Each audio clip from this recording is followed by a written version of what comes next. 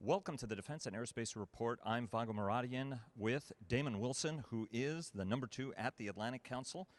Damon, obviously a lot of commentary right now on Donald Trump's exclusive interview to the New York Times, basically questioning the Article 5 commitment the United States should have to NATO, the Atlantic Alliance, and especially the Baltic states. Your organization was created to advocate for NATO in the United States. Tell us a little bit. What's the right response to that from your standpoint? Thanks, Vago, and thank you for this. Is a very important debate. We have to remember that the United States built NATO. Article 5, the clause that says we will defend each other, was only ever invoked to defend the United States after 9/11. We learned very painfully. Our organization, this alliance, grew out of the ashes of World War II when we created the NATO alliance, not because we wanted to be entangled in the problems or challenges of European countries, but because we learned the extraordinarily painful lesson of what it meant when we tried to not pay attention, to come home, and to pretend like the security of Europe didn't impact ours. The consequence of the withdrawal for World War I was World War II, and all of the casualties that came from that. This alliance was created on the premise to actually prevent the United States from having to fight in Europe again, the concept of peace through strength.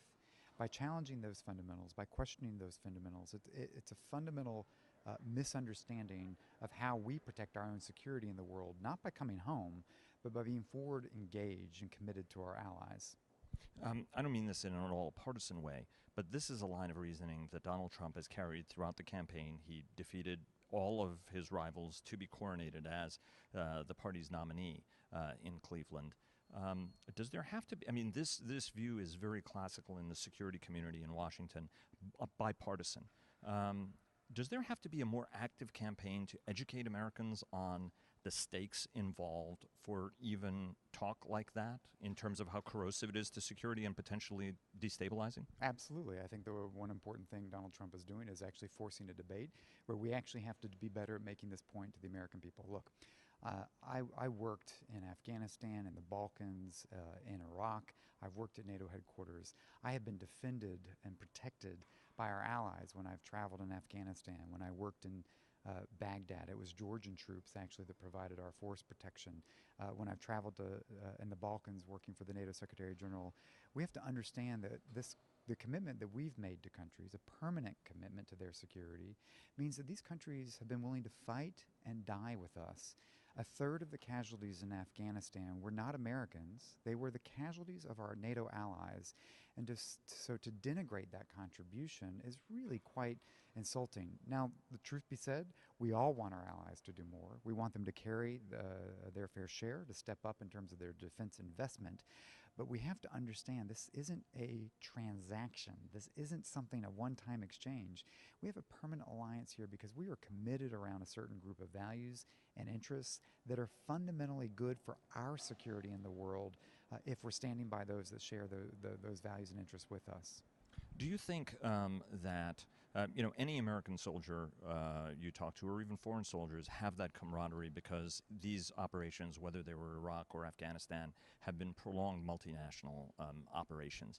Do you think that some of the rank and file troops who've served need to get engaged in this debate in a way that's normally reserved for very highbrow strategy folks and people who were serving in senior positions? Is it time to sort of enlist the folks who were battle buddies to an extent to actually tell the story of how important these sort of international cooperations are? Absolutely, Vago. If you're going to reframe the way we think about our allies, rather than being a burden on us to being a force multiplier for our interests, I think that story is most compellingly told by those who have been in the battle and been in the fight, when they've had a German, French, British, Italian, Estonian soldier behind their back, by their side. That's what the American people, I think, need to hear. They need to understand we've got an extraordinary military. There are very few fighters in the world of the caliber of American soldiers. But when we go into battle, with our allies and friends by our side, that makes us stronger both on the battlefield and politically. How often do the American people want to see the United States going into a fight alone? They don't want to see that. We don't want to carry that burden alone. And precisely because the United States doesn't want to have to fight these fights alone, we have alliances, we have enduring, permanent relationships, so that when our soldiers are put in danger, they're not in danger alone. They're doing that with a cast of allies standing by their side. And that's an important message for, I think, many of our service members to deliver to the American people directly.